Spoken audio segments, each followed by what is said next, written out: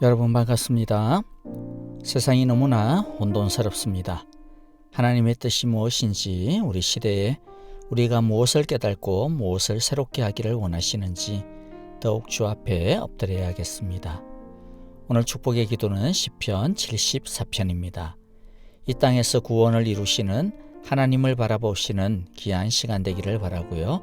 함께 고백하겠습니다. 어찌하여 주님께서 주님의 손, 곧 오른손을 거두십니까? 주님의 품에서 빼시고 그들을 멸하십시오. 하나님은 옛적부터 나의 왕이시며 이 땅에서 구원을 이루시는 분이십니다. 주님께서는 주님의 능력으로 바다를 가르시고 물에 있는 용들의 머리를 깨트려 부수셨으며 리워야단의 머리를 짚부셔서 사막에 사는 짐승들에게 먹이로 주셨으며 샘을 터뜨리셔서 개울을 만드시는가 하면 유유히 흐르는 강을 메마르게 하셨습니다. 낮도 주님의 것이요 밤도 주님의 것입니다. 주님께서 달과 해를 제자리에 두셨습니다. 주님께서 땅의 모든 경계를 정하시고 여름과 겨울도 만드셨습니다. 주님, 원수가 주님을 비난하고 어리석은 백성이 주님의 이름을 모욕하였습니다. 이 일을 기억하여 주십시오. 주님께서 맷 비둘기 같은 주님의 백성의 목숨을 덜 짐승에게 내주지 마시고 가련한 백성의 생명을 영원히 잊어버리지 마십시오. 땅에 그늘진 곳마다 구석구석 폭력배의 소굴입니다. 주님께서 세워주신 언약을 기억하여 주십시오. 아멘. 이 시간 우리 함께 찬양을 드릴 텐데요. 언제나 주 앞에 겸손히 엎드리기를 결단하며 함께 찬양하겠습니다. 주 앞에 함께 드리겠습니다. 주 앞에 겸손히 나서 있네. 주 내 나자에게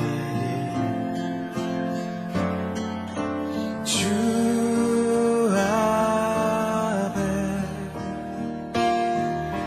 죄인된 내 모습 보네.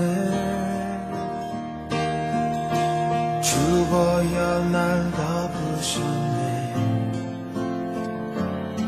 생명 주신 그 놀라운 일생 가장 크신 사랑 주 내게 주셨네.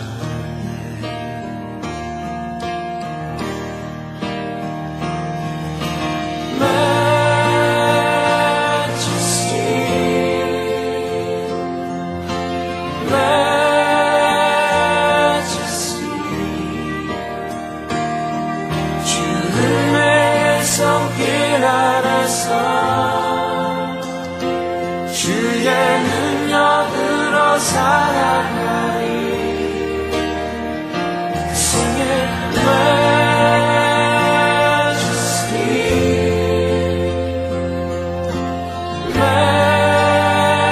majesty. 주 영광의 임재 안에서 주의 사랑으로 변화되리. 주 앞에 그 사랑 날 겸손해. 용서받은 나 용서하네. 나 이제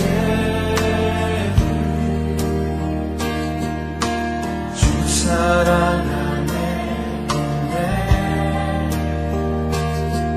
영광의 날 거룩해. 생명 주신 그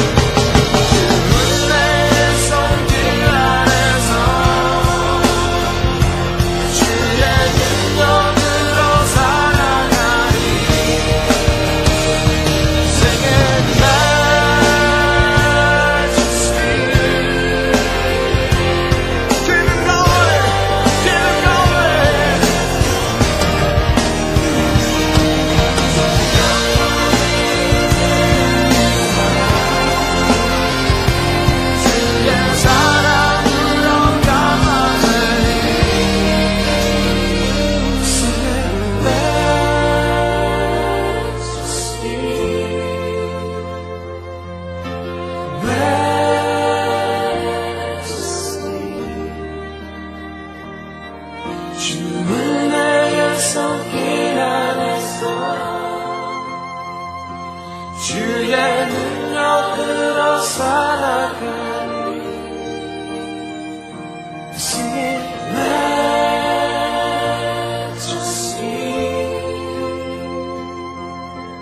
majesty.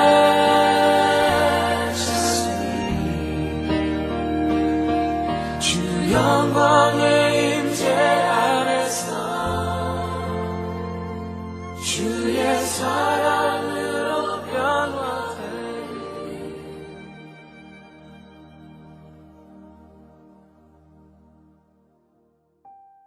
여러분들께 양해를 구합니다. 오늘부터 이번 주 토요일까지는 제가 말씀을 전하지 않고요. 고 카른 목사님의 설교를 대신하고자 합니다. 제 건강을 위해서나 또 다시 교회 예배를 오픈하는 것을 준비하는 것을 위해서나 좀 시간이 절대적으로 좀 필요한 것 같습니다. 그리고 저도 여러분들과 또 사랑하는 고 카른 목사님의 설교를 사회적으로나 영적으로 혼란한 이 시대에 꼭 나누고 싶은 간절한 마음도 있습니다. 예배가 오픈이 되면 오프라인 예배와 온라인 예배 계속해서 병행해서 진행될 것이고요. 또 계속해서 온라인 새벽 예배도 매일 지금처럼 진행이 될 것입니다.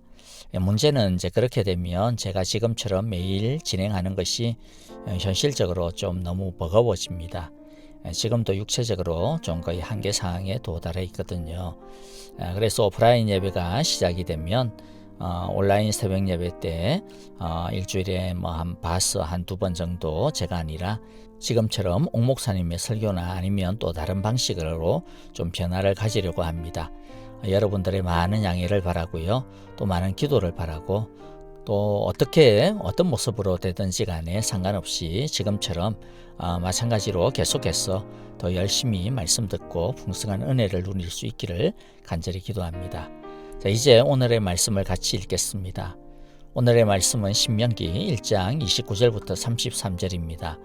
이 말씀을 통하여서 하나님의 안아주심을 우리 모두가 날마다 경험하며 세상의 난리 속에서도 두려워하지 않고 믿음으로 승리하는 크신 축복이 넘치시기를 소망합니다. 제가 먼저 29절을 읽겠습니다. 내가 너희에게 말하기를 그들을 무서워하지 말라, 두려워하지 말라.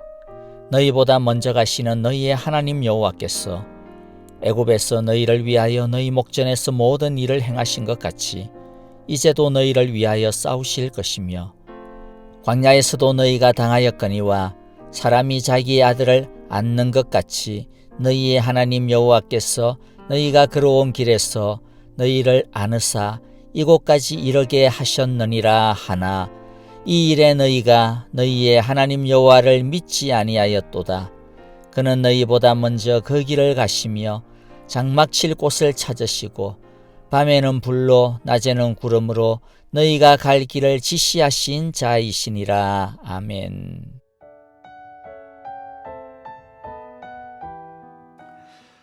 본문의 배경을 보면 이스라엘 백성이 애굽에서 노예로 살다가 해방되고 그 다음에 시내산 광야로 들어온 첫 1년간의 생활을 회고하면서 모세가 지금 이 말씀을 하고 있는 것을 알 수가 있습니다.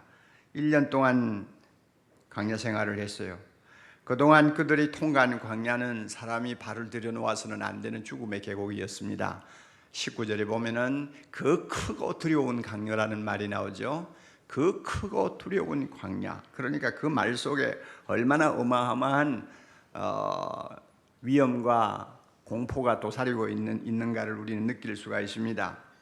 자연히 그 광야에 들어선 이스라엘 백성들은 필설로 형언하기 어려운 고생을 많이 했습니다. 출애굽기 15장에 가서 보면 물을 구하지 못해서 아우성을 치는 모습을 우리가 봅니다. 또 그 다음 장으로 넘어가면 며칠을 굶었는지 모르지만은 너무나 배가 고파가지고 허기를 이기지 못해서 나중에는 모세를 향해서 돌을 던질 것 같은 폭도로 변하는 정말로 기막힌 상황을 경험하게 됩니다. 한마디로 그들이 경험한 광야 생활은 고달픈 나날이었어요. 모두가 신경이 날카로워져 가지고 자기들끼리 막 분쟁이 끝일 날이 없었습니다. 늘 불안하고 지루하고 힘들고 짜증스러웠어요.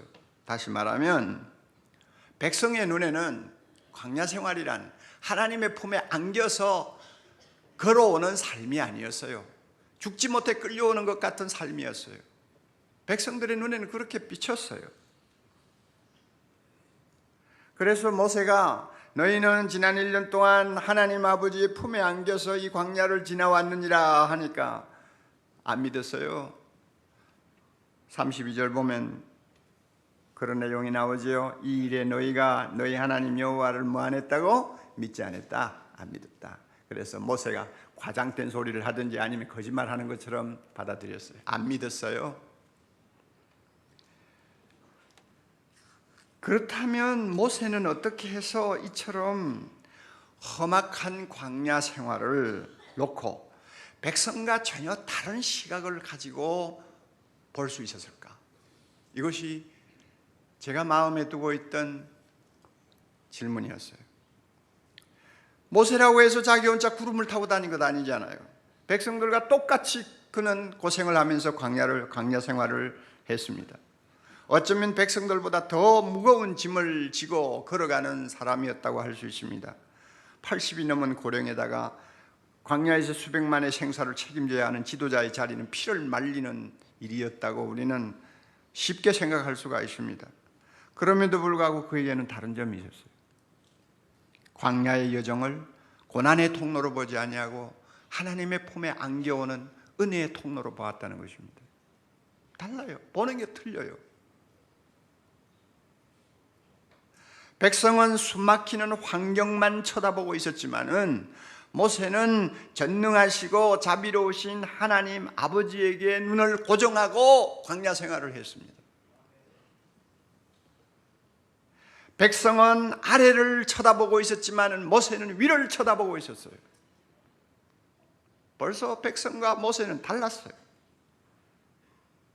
따라서 모세는 1년 동안 걸어온 광야의 여정을 돌이켜볼 때 안아주시는 아버지의 품, 안아주시는 아버지의 은혜라는 말을 빼놓고는 지난 1년을 도무지 설명할 수 없다는 것이 그가 느끼는 은혜였고 감정이었어요.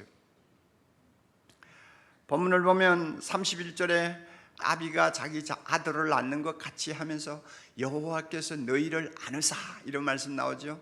이 품에 안고 오셨다는 말씀을 중심으로 해가지고 앞뒤로 세 가지 중요한 사실을 모세가 지적하고 있습니다.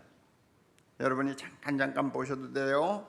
첫 번째는 뭘 지적하느냐 하면은 30절에 끝에 가서 너희를 위하여 싸우시는 하나님 아버지, 너희를 품에 안고 지금까지 광야를 걸어오시면서 너희를 대신해서 싸우신 아버지시다.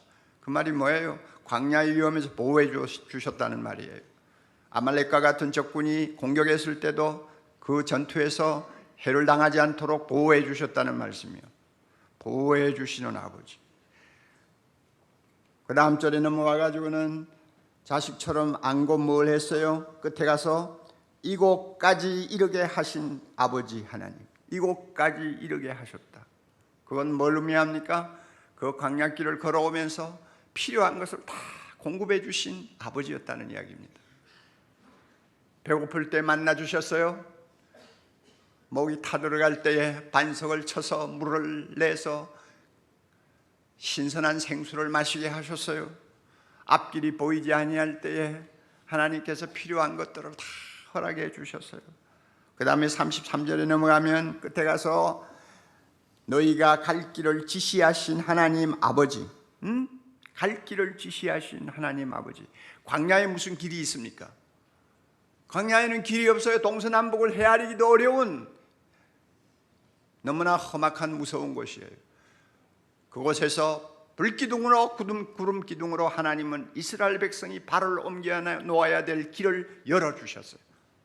그러니까 인도하시는 하나님 아버지.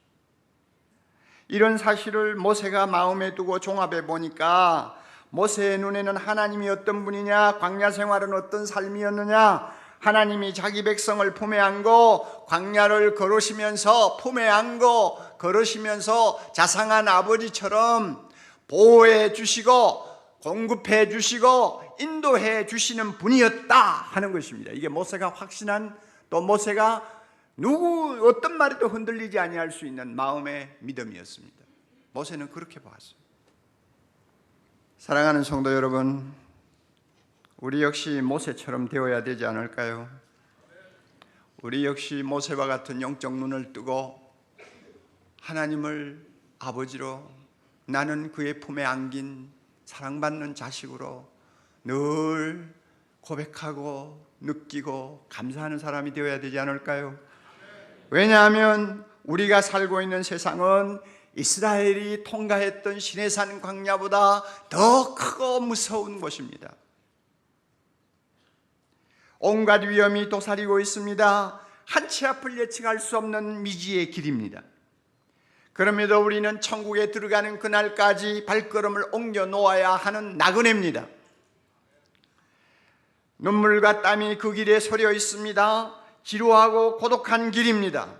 이게 우리가 걸어가는 한평생의 인생길이에요. 캠브리지 대학의 맥그레스라고 하는 교수가 쓴 글 속에 참 마음에 와닿는 말이 하나 있었어요. 인생이 뭐냐? 처음에는 잠깐 걸으면서 즐기는 산책인 줄 알았는데 막상 걷고 보니 미처 준비가 안 된 채 달려야 하는 마라톤으로 바뀌는 것이 인생이다 그래서. 어린 시절 철모를 때 부모의 사랑 듬뿍 받고 모든 것이 참 아름답게만 보일 때는 잠깐 걸으면서 즐기는 산책인 것처럼 착각하죠. 그러나 이제 좀 더 걷다가 보면 준비가 안 됐는데 끝까지 달려야 되는 마라톤이 되어버리는 거예요. 그 마라톤을 달리면서 얼마나 많은 사람이 지쳐서 쓰러지는지요, 얼마나 많은 사람이 탈락하는지요, 얼마나 많은 사람이 절망에 빠지는지요. 그렇죠. 이게 우리가 가는 인생길입니다. 그러나 우리가 이런 인생 여정을 보면서 모세의 눈을 가지고 하나님을 보고 내가 걸어가는 광야의 길을 본다면 얼마나 좋을까? 예? 태산을 넘어 헌곡을 가도 빛 가운데로 걸어가는 나그네로서 한 생을 살 수 있다고 저는 믿습니다.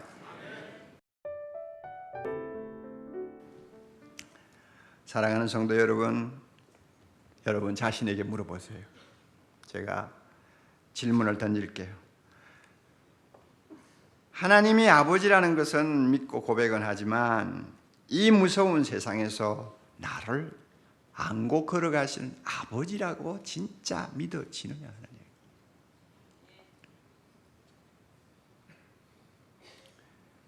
하나님의 안아주시는 품을 얼마나 알고 있느냐? 나는 나를 안아주시는 하나님의 품을 얼마나 알고 있느냐? 그래서 그 품에서 무엇을 느끼고 있느냐? 평안이 있느냐? 찬송이 있느냐? 내가 그 품을 알고 있기 때문에 다른 사람과 무엇이 어떤 말을 하고 다른 사람과 구별되는 어떤 행동을 하고 있는가 스스로 한번 물어보라고 말해요. 이거는 현실적인 문제예요. 설교 들을 때만 고개를 끄덕여야 될 문제가 아니고 예배를 마치고 세상에 나가면 당장 나에게 부딪히는 문제예요. 아무리 입으로 하나님 아버지 불러도 내가 하나님 아버지 품에 안겨 있다는 거 안 믿으면, 또 그 안아주심의 은혜가 무엇인지를 잘 모르면, 그래서 나의 생각이나 나의 감정이나 나의 행동에 아무런 변화가 없으면 그 사람은 빈 껍데기죠. 여러분은 어떤 사람이에요? 누구에게 안긴다는 것은요, 이거는 머리로서 아는 데서 머무는 메마른 행위가 아닙니다. 머리로 나는 안기고 있다, 미쳤다 해야 돼. 네? 그렇죠.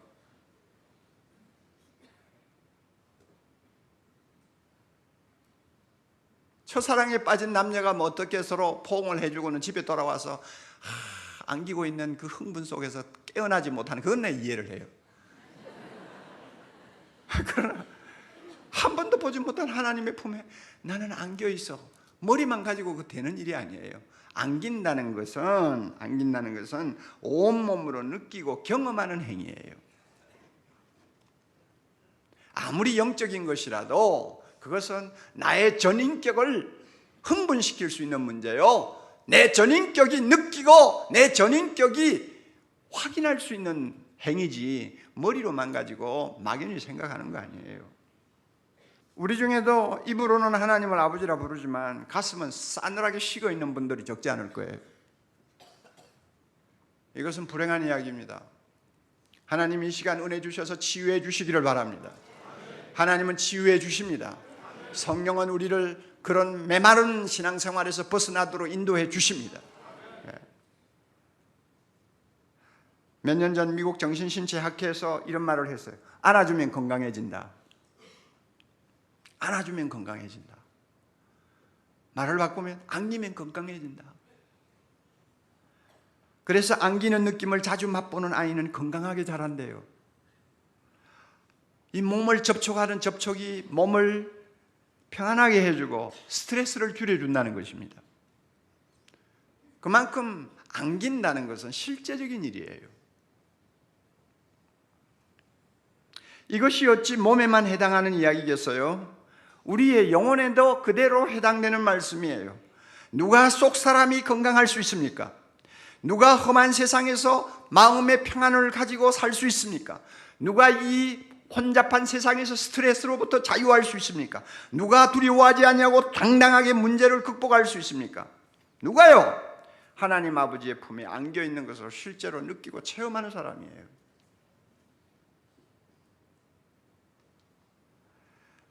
어떻게 하면 하나님이 나를 안아주시는 아버지로 경험할 수 있을까요?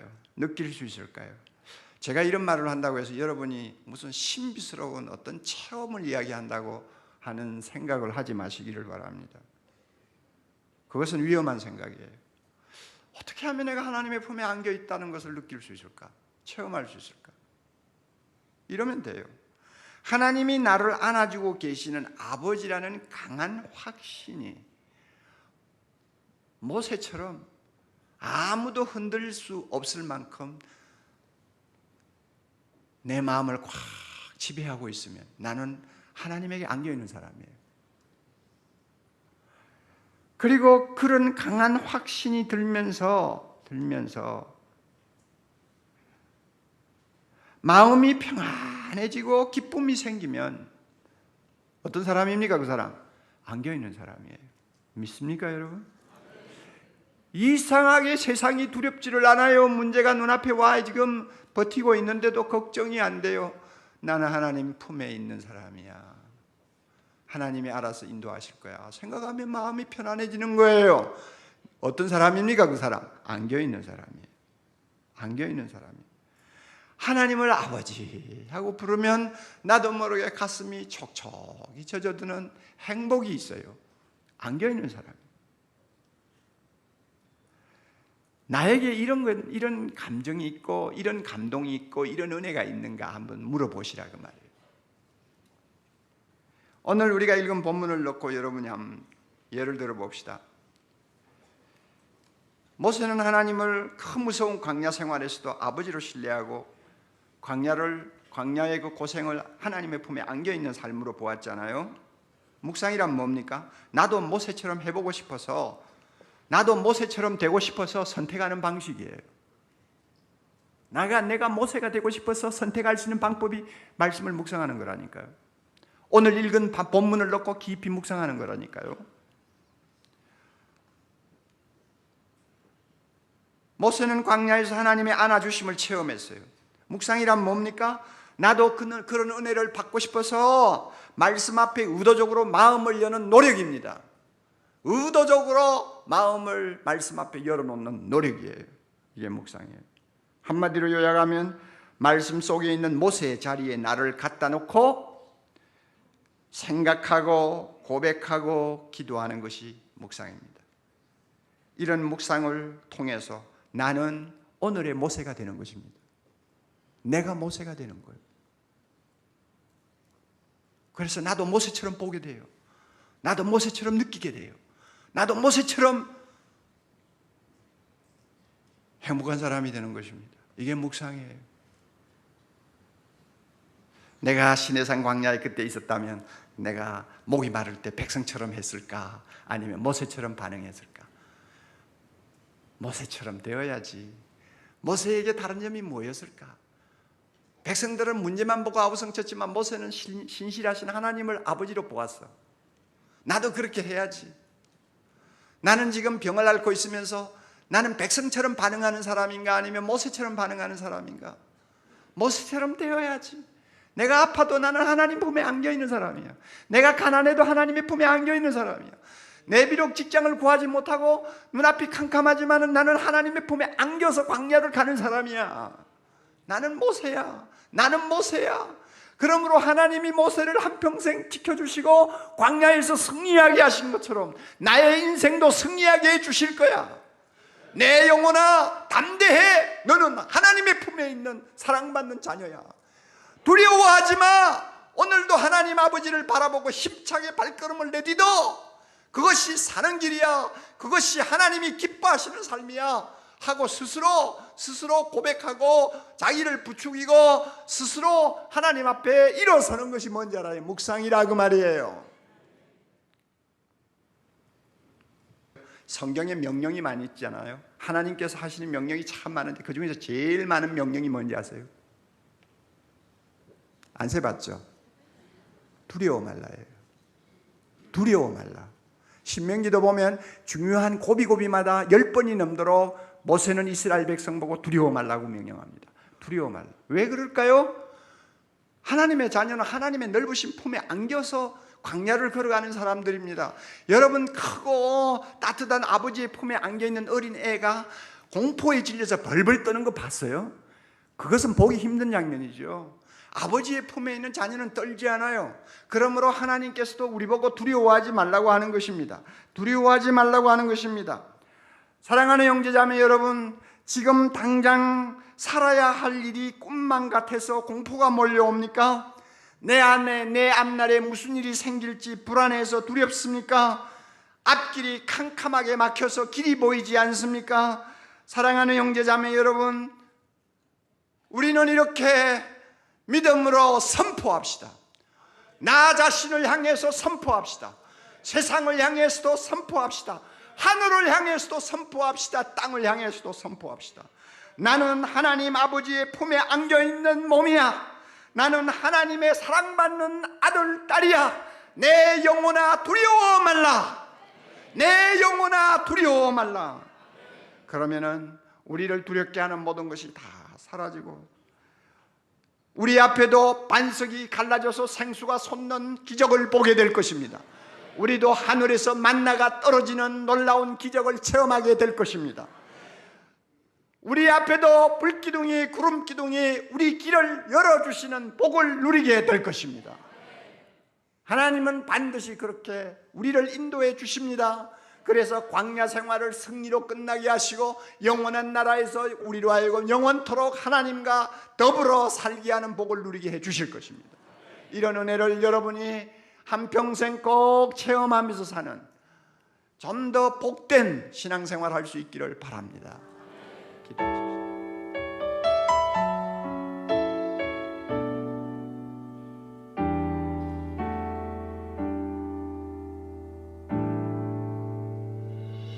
내 모습 이대로 사랑하시네. 연약함 그대로 사랑하시네. 나의 모든 발걸음 주가 하시나니 날 인도하소서. 내 모습 이대로 사랑하시네. 연약함 그대로 사랑하시네. 나의 모든 발걸음 주가 하시나니 날 인도하소서.